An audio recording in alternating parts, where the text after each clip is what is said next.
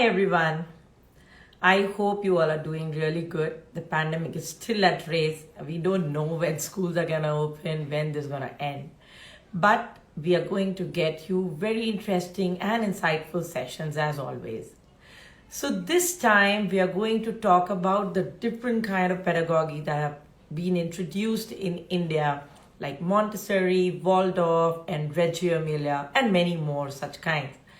So these are all foreign concepts, yes, but they have been researched on, worked upon, and everybody has started accepting it in India as well.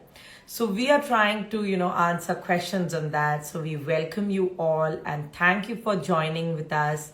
Hi Arpita, hi Shruti. So thank you everyone. We are waiting for everyone to join in so that we can start with the introduction and everything.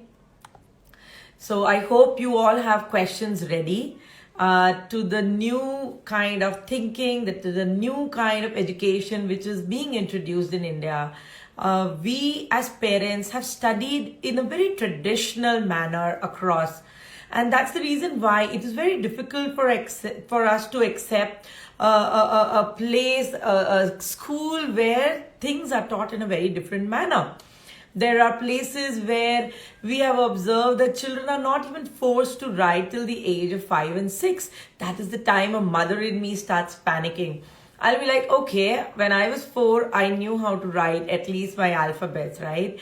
But my daughter doesn't know that. Probably this is not right. Probably this is not meant for the Indian education system, the Indian, the competition that's going around everywhere. But I think there has to be something right because the whole world is adopting this methodology.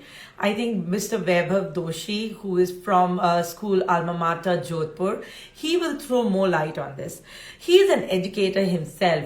And most importantly, he has created such a beautiful curriculum so as to remove the kind of conditioning we have in our traditional schools.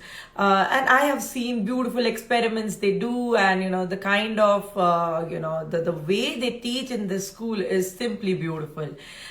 More importantly, the reason why I invited him is because he has been trained under Kiran ma'am, who is the owner of and the founder of Riverside International. I know her personally. She has beautifully created a school which has actually changed the education field in a place like Ahmedabad. And secondly, he has himself done a Reggio Emilia pedagogy course from Italy. So I think he will be the best person to answer all our questions. And without further ado, let's invite him. Just a moment. I will just send him a request. I hope he joins in and I hope we do not lose connection like last time. Hi everyone, we are waiting for Mr. Vaibhav Doshi to join in. Hi Vaibhav, how are you? Hello Sonia, how are you? I'm doing good. I think you will have to set your camera a little right. We cannot see your entire face. Is it better? Yeah, that's better. So welcome Okay. and thank you so much for joining with us here on this live session. And I'm going to eat a lot Absolutely. of your head with a lot of questions we have around this. So how are you doing? Sure. I'm all good. Thank you so much for getting me on board this beautiful talk. And I'm all set and prepared to share my experience. So Vaibhav, as I was telling everyone that you have so many feathers in your cap, you have done Harvard University courses, you keep yourself updated. You are not only teaching, but you're learning with every day. And you have done a special course, Reggio Emilia pedagogy course from Italy. There are so many things to talk about. I think you are the best person to throw some light as to how you started this journey, because I believe you're a mechanical engineer. From an engineer to an educator, how did you transition? I would say that I'm a mechanical engineer, turned to a partial MBA, finally a passionate educator. And I think this shift came to me when I met Kiran Bir Sethi, the founder of Riverside School. And she guided me that education is not about doing MBA and starting an administrative based school. It's more about being more passionate with the children around you. So then that was a major shift in my life that made all of this happen. Yes. That's great. So how did you change from, like, how did you move into this? If you can just tell us your journey as to how you went ahead and did the course. What was the difference that the Reggio Emilia course, you did from Italy, that made in your life? What all are the things that you learned? Absolutely, absolutely. See, one thing is very important for us to understand as educators is that we have to constantly keep ourselves updated. Okay, because change is constant. We need to understand that. And if we believe in this philosophy of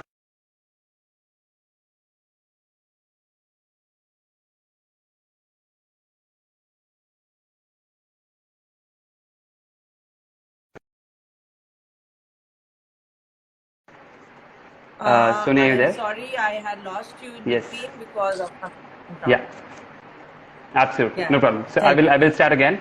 I think this core journey started for me when I was in my mechanical engineering, when my professors always asked you to do everything hands-on. And until my schooling till 12th, I had only read textbook. I only seen chalkboards. I never went to the labs. Nothing was there because that was the system that was running that time profoundly very well. So-called profoundly very well, actually. But the moment I shifted into my mechanical engineering, the way I was honed, the way I was given material in my hand, I instantly understood that I am a person who understands not through books but through material. And the beauty of education and educating a child is that every child, when he or she is young, okay, they always play with a lot of material, and that's how they grow and they come ahead in that. The whole understanding falls in place. So for me, the same journey happened. Then I was lucky to ensure that I have got what you call as my Kiran ma'am, who gave me more exposure around this, and she allowed me to go to Reggio Emilia, and that was a good 20 days course which I was there for, and I was able to learn so much more in that space, that what truly education is all about. So I would like to quote here that what Jiddu Krishnamurti has said, that true education is to learn how to think and not what to think. Yeah. We always, ask children that what are you thinking, what are you thinking? We never ask how are you thinking, because the moment you ask how you are thinking, the dendrites in the brain, they're all shifting around everywhere to build that connection, give that that communication to you as a teacher. So that's where the difference came in very strongly. Yeah. Yeah, now it is better. Suddenly, the correction, I think, is something wrong from your end. Probably, I can hear you very clearly. I cannot see you very clearly. That is the issue that I'm facing right now.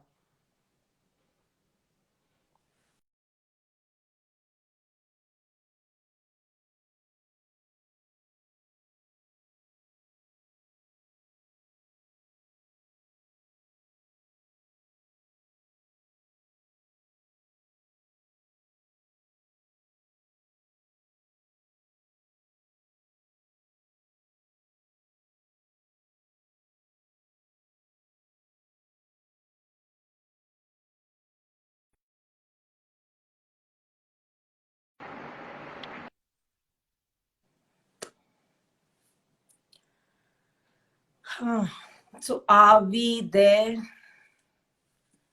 I think we have to wait for Sir to join in again.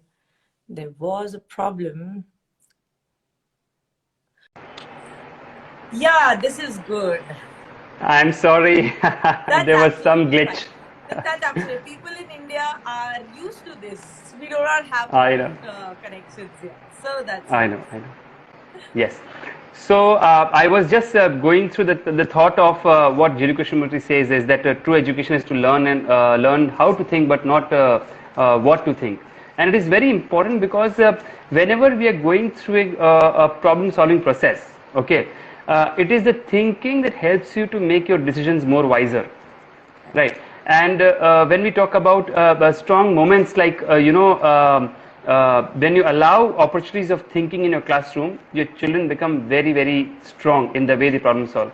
So it is very famously said that a great teacher has multiple ways to enhance the thinking skills of his students. And the students of this great teacher are the best problem solvers of the world. Correct, correct. No, Yes. and it's very it's a cliche that the journey is always important than the result. Absolutely. Personally, when I was also young, I used to believe, not I used to believe, my actually teachers used to believe that they never solved math sums for me. They were like, you have to try it on yourself, on your own. You try it for 10, 20 times, you will know where you're going wrong. So yeah, I learned it that way, and I think that's a really good way of putting things into a child's mind. But Yeah, actually, yes. yeah, go ahead, please. Actually, we need to understand here that whenever we are asking a toddler to walk on his own, if you have a child, I'm aware, did she run in the first day itself? Was she running or sprinting all around the house? No, right? It's in the back-to-back repetitions in different ways that a child understands how to get the concept clear. But what happens in a system is that we only teach them once, we say, now do the questions, you will get to know it. But that doesn't work that way. And especially for young children, actually. So it's so important here that whenever we are talking about giving exposure to children, let's say in form of reading, in form of writing, in form of speaking, all of this comes from where? The core is reading only.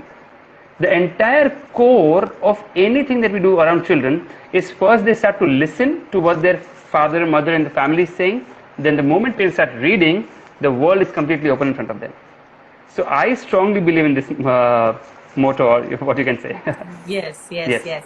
There's a very beautiful saying by Dr. Seuss, right? If you start reading, the whole world is open to you. When you're sitting at one place, you can travel the whole world. And we as we at Fun of People, we have a strong belief, strong faith towards reading, and we have actually seen that difference happening. So we have seen small children, reading, and then bringing up with they actually can form their own ideas. So yeah, that we really do. But the main question which parents are actually very wary of, as we all have studied in what do you call the traditional schools, where you're given pen, paper, maths, plus, minus, and whatever these things are. We have studied in that way, and you are going to teach or put your child in a school. Probably you will not even ask them to sit at one place. Leave aside, give them a pen and a pencil. Absolutely. That's where a parent in me, a mother in me, is little worried. Will my child be able to compete with the competitive Indian students? So, that is where I am a little wary when people say, okay, put your child into Montessori or Waldorf or Reggio Emilia kind of methods or schools which are following this.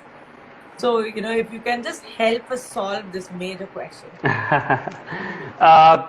We need to understand that whenever a building is built, okay, the foundation has to be very, very strong. Okay, and if you see, to build every floor on the building is very easy, but the maximum curing time is given to the foundation of the building. Why? Because वो नींव है, उसी के ऊपर वो पूरा ढांचा खड़ा है. अगर आप नींव को ही मजबूत नहीं करेंगे तो ढांचा कैसे खड़ा होगा? अब नींव, when we saying that the foundation has to be strong, means in case of a school education system, the understanding of a child has to be strong. Now, to get the understanding of child strong, okay, it cannot happen with the chalk and talk, with the teacher is teaching and I am listening, or where the teacher told me and I am doing it. Okay, the transformation, a true transformation only comes when the child says, I want to learn, are you there for me? Now that is what all these beautiful systems that you're talking about, these philosophies, Reggio Emilia, Waldorf, Piaget, Montessori, all of these people constantly speak about this only. That you be around the child. When you are around the child, observe the child doing something and then put a question. Because at that time when you put a question, right, the child will think and answer. I can tell you a very classic experience I had, and I have a sample for you here. 1 minute. Yes. This is a very classic example which has always intrigued me in Reggio Emilia when I was there. I was observing a child, and the teacher was interacting with the child, and the child was absolutely doing his work. Okay, He tried to make a table. He tried to make a table. Now, ideally in a table, how many legs are there, Sonia? 4. 4. I simply asked, why have you put 3 legs? It will not stand. And guess what the child answered? The child answered, guess. Any wild guesses? Probably the tricycle has 3 tires, so why not my table can have 3 legs? He said that this is the chair of the God, and God is always one superpower more than the humans. So he can easily balance himself on 3. Now this is what I'm talking about, a 3.5-year-old. Imagine. Now, beautiful. I can give them the play time to make it, but while they're playing with it, if I don't question them, then how do you expect me to see what the child is thinking? And see, there's a beautiful thinking. And that's where the teacher connected, that 2 days ago, I took a story where God was there. Oh, okay. Where we're talking about the superpower of gods. Sure. And this is where it came in. So how beautifully this brain connects, it's only visible when a teacher are always focusing on what? On giving opportunities for child to think. And after very thinking, gives the opportunity to speak. The best part that came out of this entire conversation was that the child remembers what the teacher had read 2 days back. So that's how Exactly. thinking has actually made that thinking possible, right? Absolutely. It gives you a lot of exposure. It gives you a lot of vocabulary, words. We all know this, right? I can share one more example here when we're talking about reading very strongly here, that when my child was 2 months old, Shaurivir, okay, and my entire family was reading books to him. Okay, the moment a colorful book used to come in front of him, he used to be surprised. His expression on the face used to change. We say, kuch to ho raha hai. We don't know what is ho raha hai, but kuch to ho raha hai. So we continued that. Okay. Now, one of the favorite story book is Room on the Broom. Okay, by Julia Donaldson. So he knows the entire story. He must have read it with me 100 times with my family, everybody. Okay. But recently a very different shift came in where he said, pause the story in between. I will continue from here. Okay. So I was thinking that he might share the same story again. How big deal? I mean, that's okay. I know it. Okay. He completely changed the entire story on his own, in his own words, and just to tell you in English. Oh. So what are we saying again? What are we saying again? हम सब चाहते हैं कि हमारा बच्चा बहुत अच्छी English बोले ना. But how does it happen? It happens from the day you start. I mean, every child has a potential to go to that level. It is not necessarily that 2 months you have to do it. Correct, it can start at any age. Correct. Absolutely. But the only thing is that it starts from your family. It starts from you. The children always get inspiration from you only. And that's where this shift happens. People come and ask me that, oh, my 2 months old or my 6 month old, or for that matter, my 2-year-old will not understand this. I tell them, when you start talking to them, when they are just 1 day old, you start talking to them. That is when they start understanding your language. Any language that has to be taught, whether it's English, French, Hindi, Gujarati, German, any language, you need to start from the beginning. The child's mind is blank space. You can write anything you want. And why not write the best of it, right? Why not pick up the best of the books of all the languages I am talking about? I'm not very Absolutely. Because I have seen Hindi, beautiful books in Hindi, Kannada, Telugu, beautiful literature. Just pick up a book and read. So I believe that, that's how Shaurivir has actually learned so many things. Started from the very beginning. For him, reading has become a second nature. It's not something which you're forcing him to do. Yeah, and it's very important that at Alma Mater also we focus on the same thing. So, these are the small steps. And one very strong thing, let's link it with Reggio Emilia again, because we're talking about philosophies here. That one very thing what Reggio Emilia says here very clearly, that interaction with the space, the material, and the nature is the most important. So the moment you start talking about all of this, okay, whatever you have read, start connecting here. Go back and again. What is it? Material? It is space, material, and nature. Okay. Space, material. My immediate surroundings around me, the material I'm using, and nature. Okay. So for young children, it is very, very essential to play around all these things and to have dialogues around all these things. And it is not required to have whole day as a parent I'm sitting with the child. It's only just 20 minutes that can do magic every day. Only 20 minutes, maximum 1 hour. If both the parents are available, then you can have paths. and you can make it happen. So that's where the value comes in, and that's where the most important part is that every child becomes a constructor of knowledge, competence, and participation. All three: participation with the parent, okay, competency in the form of way he's understanding the material, okay, knowledge by the way he's getting the fact there. So the overall system actually gets in place very strongly, and that's what children have to be. Correct. So how do Yes. you incorporate, so like in your school, do you have only Reggio Emilia method you follow? What is it? How do you take the best, or you take the best of all, and what do you do? It's an amalgamation of all. I'm going to share a top secret with everybody now.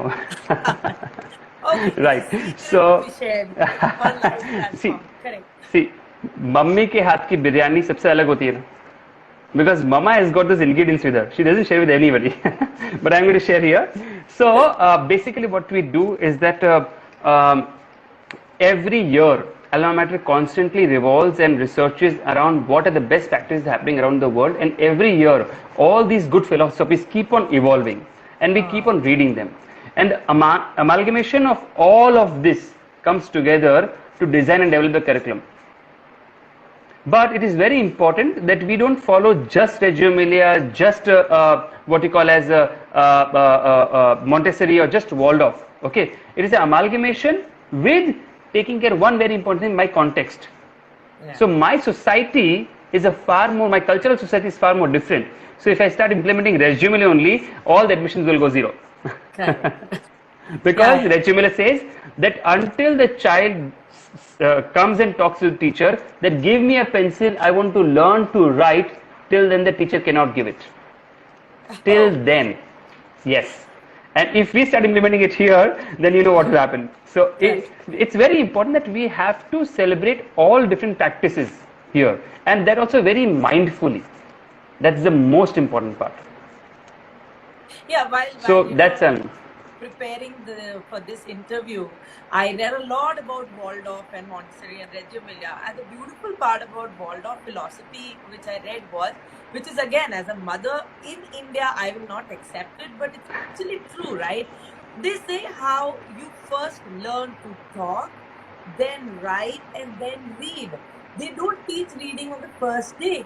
By the age the child is 7-year-old, they know how to read on their own. Nobody is teaching them, because they believe in Waldorf philosophy that is how humans evolved.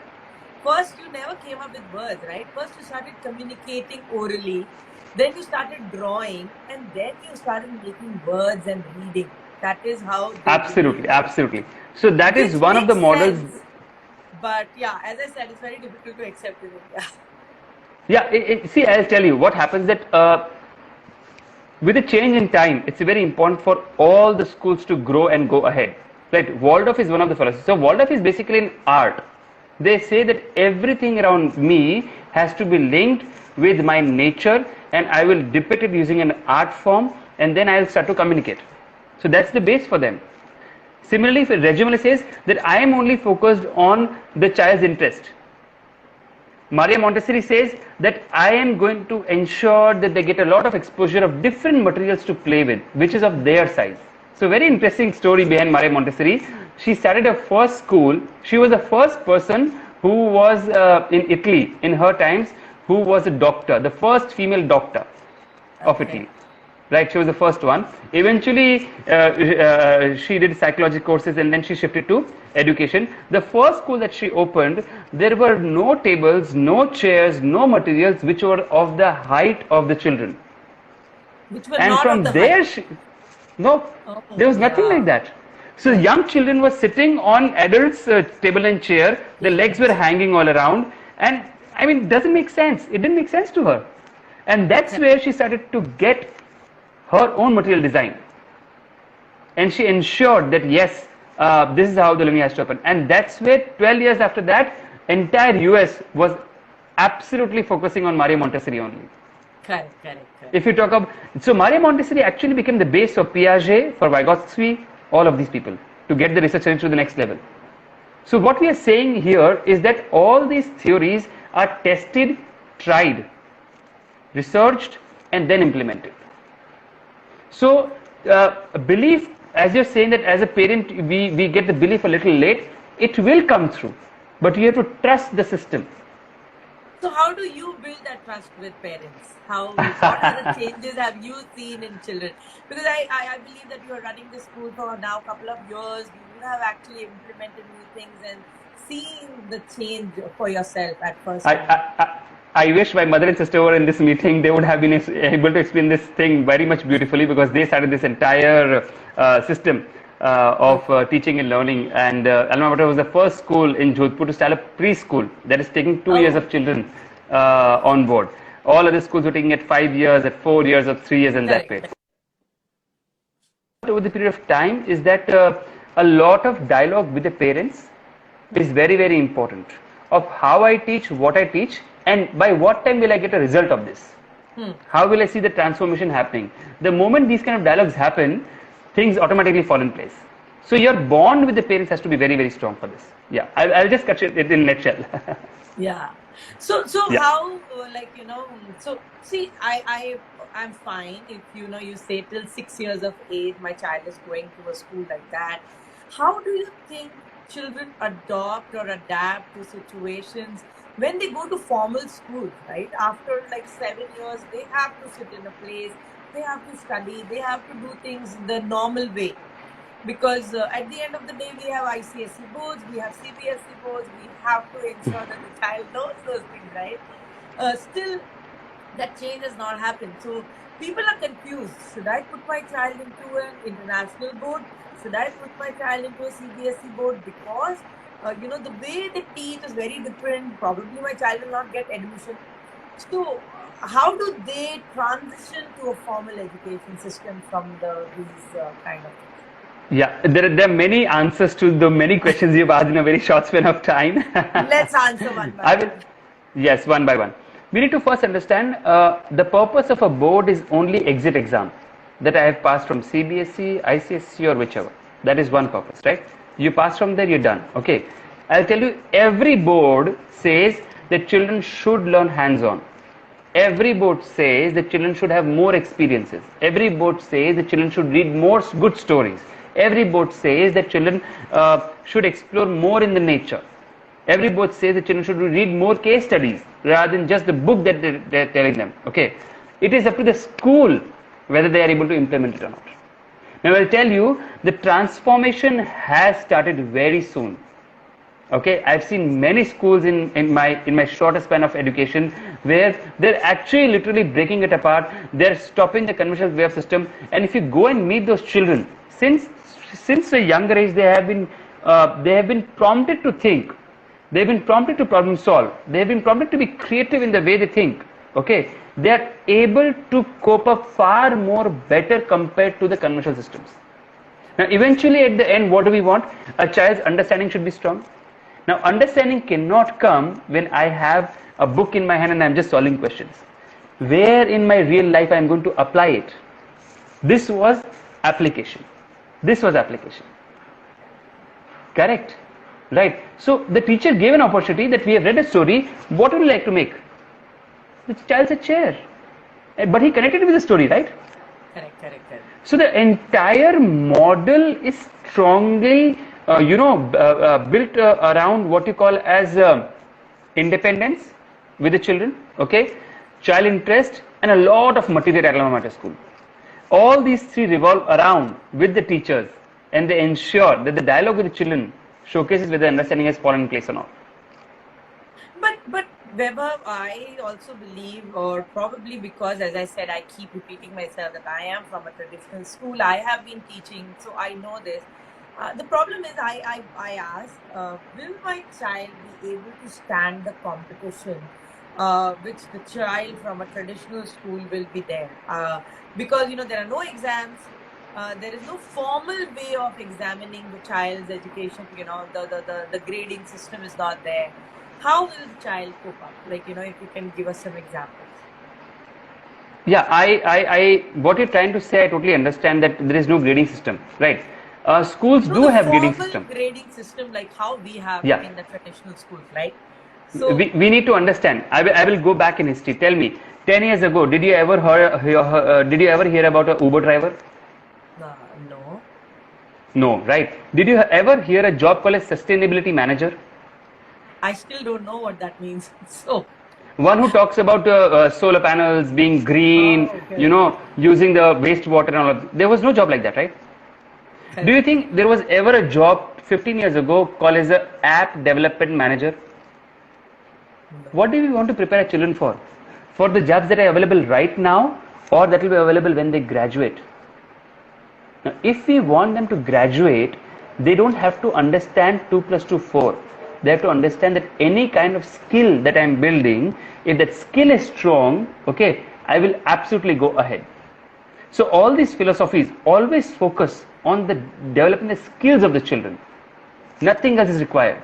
Because the moment you develop a writing skill or a reading skill or a speaking skill or a logical mathematical skill or a scientific thinking skill, what is all linking it to? When you talk about scientific thinking skills, pure engineering or MBBS, doctor. When you talk about mathematics, it's pure about CAs and analysts. Okay. When you talk about leading, listening, speaking, writing, it's pure about what you call as becoming an author or becoming an orator. So what do we want our children to become? That's where the skill has to play an important role. And all these good boards, if you talk about Cambridge International, you can talk about International Baccalaureate, they always focus on developing skills in real life applications. But if you talk about the conventional board system, which I am very happy that finally in 35 years the education policy has changed in form of a NEP that has come in, National Education Policy, things will change and we will have to adapt to it. Because if we don't adapt, our children will become stagnant. And I'm telling you right now, you, me, our generation is very happy with one job. It is quite possible, and research clearly shows that when the children will be in 2025, 2035 to 2055, minimum 3 jobs will be required for sustenance. Now, sustenance is what? Sustenance is food, water. Now, imagine what we are training our children to be. Correct. Exactly. But if we don't want them to go through this whole stress module, that's where these philosophies, this research comes into action. And that's what we as parents and we as teachers have to focus on. That I only have to focus that how are you thinking, not what are you thinking. Yes. Absolutely. I hope I was able to address your question. Yes, you did. So, because, we, again, as I said, this is very, I agree that there's a lot of material given and, the child's logical thinking and everything increases and improves. Do you see in your school when you transition them to the formal system of study, sitting in a classroom, they will have to eventually pick up a pencil and start writing. Do you see that transition happening easily or it takes little time, and how do you cope up with that? Alma Mater has a very, very different model of understanding this flow and how the transition comes into place, right? Children at Alma Mater are starting from playgroup till 12th, they write only when the writing is essential. Okay. They are not allowed to scribble notebooks endlessly. Right. Now this writing essential things is a way of communicating of my thoughts. Now this communication can only become strong when I have done some experiment with my own hands, or when I have done some measurement with my own hands, or when I have solved a problem in a group. And that's where the entire understanding of the concept builds in and we give it in form of writing. So I can share an example, a classic example with you, that whenever you talk about children who are grade 2 or grade 3 onwards, they design a trip. They design a trip in which they have to, they're told by the teacher, they're just told that design a trip, we are going to go for an urban trip for 2 nights, and can you make it happen? Children have said, oh yes, we can do it, and all the excitement is there, right? Okay. They go online, they see what food they can eat, they find the hotels, they go to GoIbibo, all these websites that are available online, okay. They send stuff to hoteliers also, and eventually they come up with a nice plan, and the teacher says, good, this is 5,000 rupees for 2 nights for a child, right? Can you make it 1,500 rupees? Now that's where the challenge comes in. That's where they start understanding, oh, we were thinking in this room only 2 people will stay, because with Papa and Mama when I go, Papa and Mama are in one room and me and my sister in other room. Okay, ma'am, can we do a room sharing? Ma'am says, yes, why not? Who said no? Ma'am, 4 can fit. Ma'am, the budget is reduced. Acha. How would you want to go? Is a AC bus required, or you can? It's winters. Generally, we take them in winters. Is the AC bus required with a warmer heater, or you can wear warm clothes and everything? So children automatically say, "Ma'am, we can do this." Budget decrease for transportation. Okay. Then comes the next part, which is very, very interesting. Okay. They talk to the hoteliers. Okay. They say, "We will give you free social media marketing on a school web page. Would you want to give us a good offer for us to say?" The hotelier says, "Yes, yes, I'm ready." So what are we saying? Here communication came in. Here mathematics came in for budgeting. Okay, just the aspect of that. Yes, I care, I share, and I save. Come in form of social emotional well-being. Now tell me what else is left. Negotiation. They have done the best part there. Negotiation, right? Which is the most important skill to any subject we'll ever do with. Oh yeah. Now imagine a grade 4 and a 5 child doing at this level.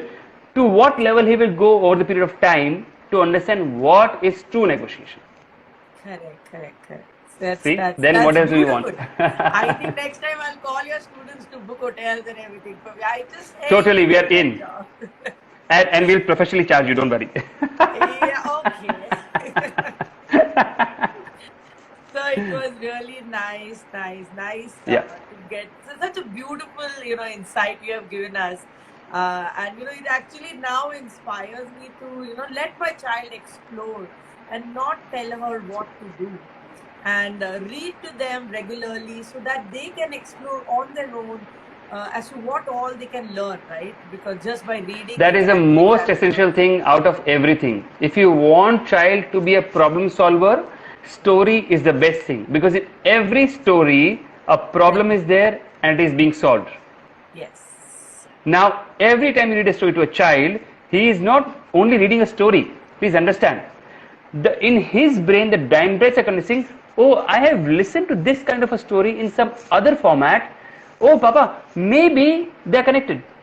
Now, that's where is happening in the brain inside. And that's what that is the, that we can say that is the genie for everybody they can have.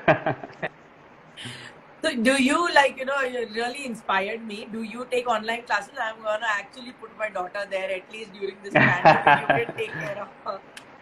Fortunately, this year for Alma Mater has been very good. The session 2021, we got many admissions from Delhi, from Mount Abu, from Bangalore, from Hyderabad, and many parents. And I'm telling you, not of grade 2, 3, 4, 5, nursery, playgroup, KG. Yeah. All of these children were able to enroll on board, and these parents are very happy. You, my daughter, to take care of. At least that Absolutely. is where I can be like safe. Okay, she is studying there. She should be Absolutely. Thank you so much for such a beautiful and insightful session. We learned a lot about these new pedagogy which are coming into play in all the schools, and especially you changed my mind when it comes to traditional education. And yes, we have learned a lot from you. Thank you so much. In case if Thank you so very much, parent, they have any questions, we will really forward it to you so that you can answer. Absolutely. Absolutely. Thank you so very much, Sonia, for getting on board. Much, yes. Yeah. Bye-bye. Have a good day. Bye.